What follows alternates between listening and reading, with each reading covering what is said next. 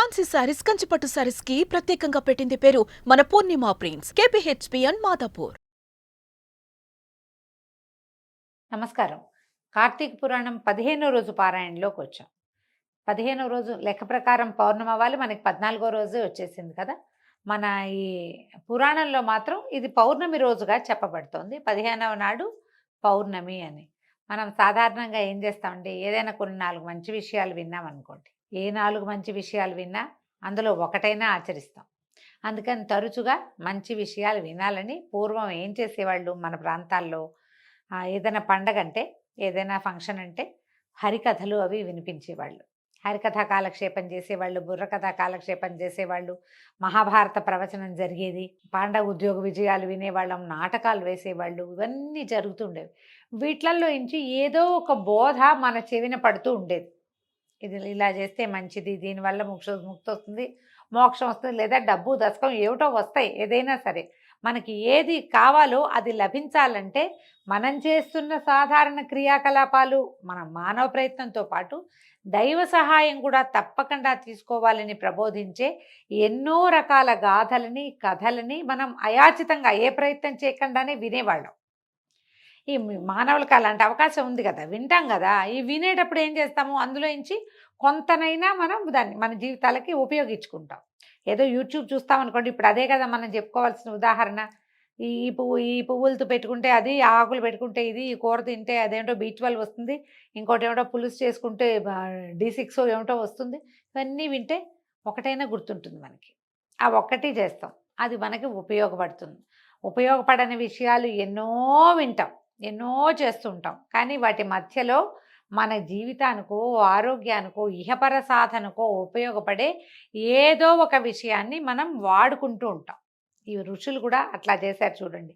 మరునాడు అంటే కార్తీక పౌర్ణమి కావటం వల్ల 15వ నాడు నైమిషారణ్యంలోని మునులందరూ సూత మహాముని ఆధ్వర్యంలో వనభోజనాలు ఏర్పరచుకున్నారట. వనభోజనాలు ఇప్పటిదాకా వనభోజన హడావిడి మనం వినలేదు చూడండి. కార్తీకంలో మొదటి రోజు నుంచి వనభోజనాలు చేయొచ్చు, ఎప్పుడైనా సరే చేసుకోవచ్చు. ఈ వనభోజనాన్ని ఎలా చేసుకోవాలి అంటే, మనం ప్రత్యేకంగా బాగా చెట్లున్న వనంలో, తప్పకుండా ఫలవంతమైన ఉసిరి చెట్టు ఉన్న చోట ఒక ఉసిరి చెట్టు ఉండాలి.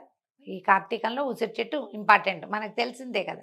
ఉసిరి చెట్టు కింద సాలగ్రామారాధన కానీ, విష్ణువారాధన కానీ, లేదా శివారాధన, లింగాభిషేకం కానీ నిర్వహించి సాటి వారందరితోటి కలిసి ఈ చెట్ల కింద ఒక కార్తీక వన భోజనాన్ని నిర్వహించుకోవాలి. ఇక్కడున్న మునులందరూ ఇంత పూర్వం ఎప్పుడూ చేయలేదట, ఇంతకుముందు చేయలా. ఇప్పుడు ఏం చేశారు, ఈయన మన సూత మహాముని ఆధ్వర్యంలో వనభోజనాలు ఏర్పాటు చేసుకున్నారు. ఆయన చెప్పాడు కదా, ఇప్పుడు 10 రోజుల నుంచి రోజు మంచి విషయాలు చెప్తున్నాడు. మరి అవన్నీ వింటున్నప్పుడు ఏదో ఒకటి చెయ్యొద్దు, మనం కూడా అట్లాగే చేస్తాం కదా. ధాత్రీ వృక్ష సమితమైన చక్కటి ప్రదేశానికి చేరారు. ఎక్కడైతే ఉసిరిక చెట్లు ఉన్నాయో అక్కడికి వెళ్ళారట. ఒక ఉసిరి చెట్టు కింద చక్కగా శుభ్రం చేసి, గోమయంతో అలికి, పంచవర్ణాలతోటి ముగ్గులు పెట్టి, పంచపల్లవాలతోటి కలశాన్ని ఏర్పరిచి, కార్తీక దామోదరుడుగా ప్రఖ్యాతుడైన శ్రీహరి ప్రతిమని, చతుర్భుజుడైన విష్ణు ప్రతిమని ఏర్పరిచారు. వీళ్ళు సాలగ్రామ ఆరాధన చేసినట్టు కనిపించట్లేదండి, అట్లా చెప్పల. సాలగ్రామ ఆరాధన చేయలే, మట్టితోటి విష్ణువు యొక్క ప్రతిమని తయారు చేసుకున్నారు. ఉసిరికలతోటి హరిని పూజించారు. ధాత్రీ ఫలం సమర్పయామి అన్నారనమాట. అంటే అన్ని రకాల అర్చనలు ధాత్రీ ఫలంతో, ఉసిరికాయతోటే చేశారు. తర్వాత ఏం చేశారు, గోవిందనామస్మరణతోటి వనభోజన సమారాధన నిర్వహించారు. మామూలుగా మనం వనభోజనాలకు వెళ్తామా, అందరూ కబుర్లు చెప్పుకుంటూ ఉంటారు, మధ్యలో ఏమిటది రకరకాల ఆడతారు, తంబోలా ఆడ్డాలు, ఇవన్నీ ఆడుకుంటారండి. ఈ మధ్యలో ముఖ్యంగా చేయవలసింది వనభోజనాల్లో దామోదర ప్రీతి కోసం గోవిందనామస్మరణ. చక్కగా ఎవరైనా దేవుడికి సంబంధించిన పాటలు పాడడము, పద్యాలు పాడడము, శ్లోకాలు పాడడము, భోజనకాలే గోవిందనామస్మరణ, గోవింద గోవింద అనటం, అలాంటిదైనా చేయాలి. మనం వెళ్ళాం కదా అని మన వస్తువులు ప్రదర్శించుకోవటము, తర్వాత మనం కబుర్లు చెప్పుకోవటము, వ్యాపార సంబంధాలు విస్తరించుకోవడానికి కాదండి వన సమారాధన. భగవత్ ప్రీత్యర్థమే కార్తీకంలో వన సమారాధనలు చేసేవాళ్ళు చేస్తున్నారు, చెయ్యాలి కూడా. అందరూ కలిసి చాలామంది మనకు పేపర్లలో కూడా కనిపిస్తుంటాయి, వైశ్యుల కార్తీక సమారాధన ఇలాంటివి పెడతారు. ఆ సమారాధనలు చేసినప్పుడు భగవన్నామ స్మరణతోటి సమారాధనని పూర్తి చేసుకోవాలి. వీళ్ళందరూ ఏం చేశారు, నా గోవిందనామ స్మరణతోటి వనభోజన సమారాధన నిర్వహించారు. అందరూ చక్కగా భోజనాలు చేశారు. చేసిన తర్వాత సాయంకాలం తదనంతర విధులన్నింటినీ నిర్వహించుకుని సాయంకాలము సంధ్యావందనాలు పూర్తి చేసుకున్న వాళ్ళే తులసి బృందావనాన్ని ఏర్పరచుకున్నారు. ఉదయమేమో వీళ్ళు మునులందరూ కలిసి కార్తీక సమారాధన నిర్వహించారు. ఈ సమారాధన చేసుకునేటప్పుడు సమారాధన అంటే మనమే కాకుండా తమని ఆశ్రయించుకున్నటువంటి పశుపక్ష్యాదులకి, తర్వాత వనచరులు బోళ్ళంతమంది వీళ్ళకి సప్లై చేస్తారు. అవి ఇవి బియ్యము అవి తెచ్చిపెట్టేందుకు వనచరులు వస్తారు. నాయన రేపు సమారాధన మీరు కూడా ఇక్కడే వచ్చి భోజనం చేయండి అని వాళ్ళని కూడా పిలిచి వాళ్ళకు కూడా భోజనం పెట్టారు. సాయంకాలం ఏం చేశారు, తులసి బృందావనాన్ని ఏర్పరచుకున్నారు. ఇప్పుడు ఇక్కడ ఏం చేశారు, ఒక తులసి చెట్టుని ప్రతిష్ఠ చేశారు ప్రత్యేకంగా. బృందావనం అంటే ఎక్కువ తులసి చెట్లు కూడా పెట్టి ఉండొచ్చు బహుశా. చక్కగా అలికి ముగ్గు వేసి లక్ష్మీప్రదంగా అలంకారం చేశారు తులసీదేవిని. అక్కడ పునః మళ్ళీ సాయంకాలం పొద్దున సమారాధన కార్తీక దామోదరుడు వెళ్ళిపోయాడు. ఇప్పుడు మళ్ళీ ఏం చేశారు, పునః విష్ణువుని కార్తీక దామోదర నామధేయుడిగా ప్రతిష్ఠ చేశారు. చేసి ప్రాణప్రతిష్ఠ చేసి తులసీధాత్రి సమేత కార్తీక దామోదరాయ నమః. తులసి ధాత్రి అంటే ఉసిరి చెట్టు అండి. వీళ్ళిద్దరితోటి కలిసి ఉన్నటువంటి కార్తీక దామోదరుడికి నమస్కారాలు చేస్తున్నామని షోడశోపచారాలు నిర్వహించి స్వామికి నమస్కరించి దీపారాధనలు చేశారు. కార్తీక మాసం ఈ పౌర్ణమి నాడు విశేషంగా చేయవలసిన విధి ఏంటంటే దీపారాధన. ఎంత దీపాలు పెడితే అంత మంచిది. మనము 365 ఒత్తులే వెలిగించుకోవటం కాకుండా వాకిళ్లలో, పెరళ్లలో, తులసిదా సమీపంలో ఆకాశ దీపంతో సహా అన్ని రకాల దీపారాధనలు పౌర్ణమి నాడు నిర్వహిస్తే మంచిదట. ఇక ధ్యానము, ఆవాహనము, ఆసనము, అర్ఘ్యము, పాద్యము, ఆచమనము, మధుపర్కము, స్నానము, వస్త్రము, ఆభరణము, గంధము, పుష్పములు, అక్షతలు, ధూపదీప నైవేద్యాదులు, పుష్పహారాలంకరణ, అనేకానేక స్తోత్రనామావళులతోటి నమస్కారాలతోటి షోడశోపచారాలు నిర్వహించి కార్తీక దామోదరుని తులసీధాత్రి సమేత కార్తీక దామోదరుని పరిపరి విధాలుగా పూజించారు. అక్కడి నుంచి ఏం చేశారు, ఇంతకుముందు మనం దీపస్తంభం చెప్పుకున్నాం, ఇక్కడేమో దీపాలు పెట్టారని చెప్పామా. ఈ దీపస్తంభానికి ఏం చేశారట, చిలవలు పలవలు లేకుండా ఉన్నటువంటి ఒక మొద్దులాగా, ఒక అంటే లాగ్ కలప, అవి లాగ్స్ అంటాం కదా మనం, ఏమన్నా దూలం దుంగ, అలాంటి దుంగలని ఒక కలప స్తంభాన్ని తీసుకొచ్చి దాన్ని నాటారట. నిలబెట్టడం కాదు, కొంచెం భూమిలో తవ్వి దాన్ని నాటారు. నాటి దాని మీద ఏం చేశారు, శాలి వ్రీహి ధాన్యము తిలాదు, శాలి వ్రీహి ధాన్యాలు, శాలి ధాన్యము వ్రీహి ధాన్యము ఈ రెండింటిని పోసారు. దాని మీద ఒక మధ్యలో నువ్వులు పోసి నువ్వుల మీద ఆ పైన ఆవు నేతితో దీపాన్ని వెలిగించి శ్రీహరికి పరమప్రీతితోటి అర్పించారు.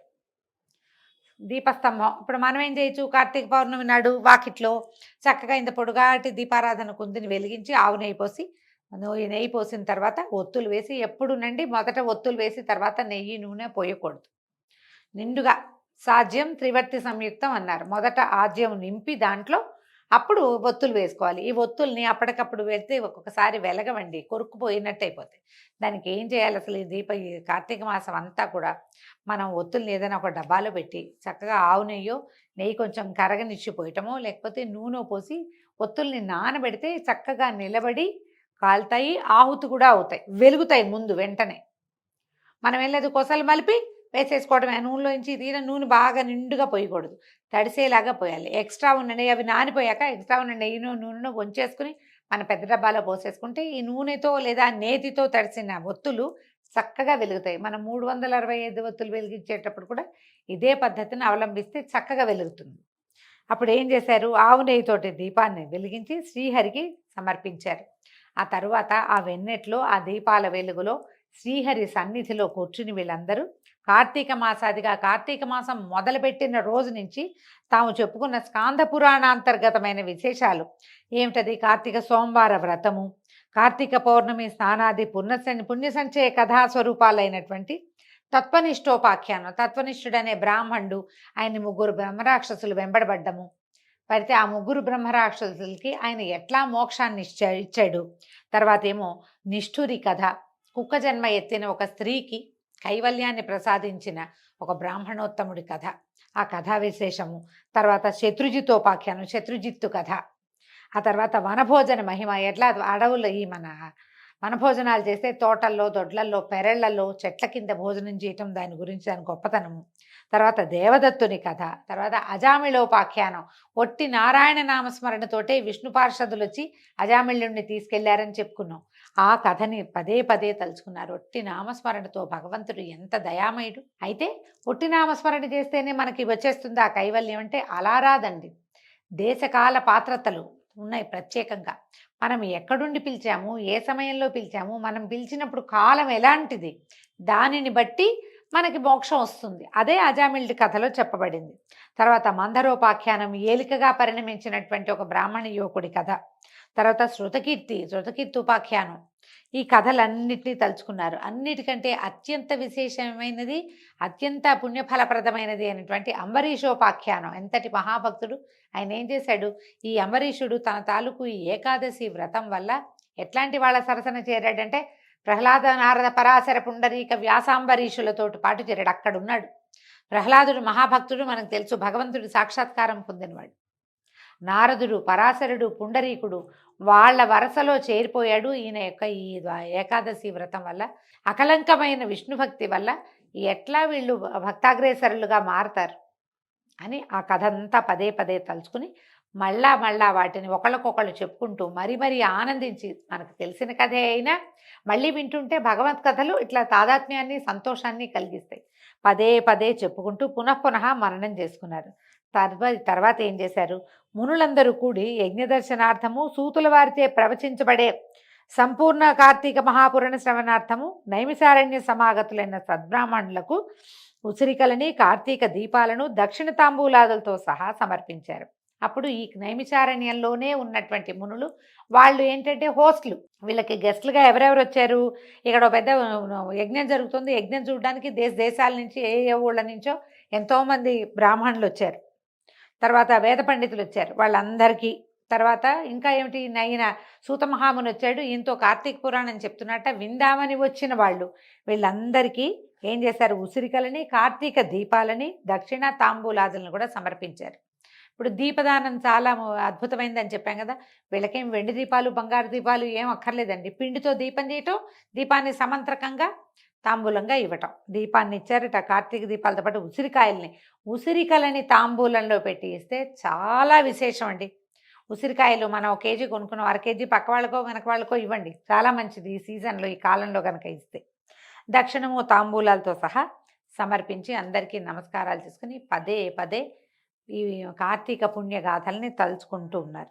ఆ రాత్రి ఏం చేశారట, కాలాతిక్రమణను కూడా లెక్క చేయకుండా హరినామస్మరణలతోటి, సంకీర్తనలతోటి, నృత్యగానాది ఉపచార సమర్పణలతోటి గడిపి భక్తి పారవస్యంతో తన్మయిలై జన్మ సాఫల్య సంతృప్తులయ్యారు. సౌత సౌనకాది మునిప్రవరులంతా కూడా ఆ రోజు రాత్రి, పౌర్ణమి నాటి రాత్రి జాగరణ చేసి తెల్లవార్లు విష్ణునామ సంకీర్తనతోటి, నృత్యగానాదులతోటి, భగవత్ సంకీర్తనలతోటి ఎంతో సంతోషంగా కార్తీక పౌర్ణమి మహాపర్వదినాన్ని విశేషంగా ఈ నైమిషారణ్యంలో ఉన్నటువంటి ఋషులు, మునులు అందరూ జరుపుకున్నారట. దీంతో 15వ రోజు పారాయణ పూర్తయిందండి. రేపు ఉదయం మళ్ళీ 16వ రోజు పారాయణలో మళ్ళీ కలుసుకుందాం. నమస్కారం.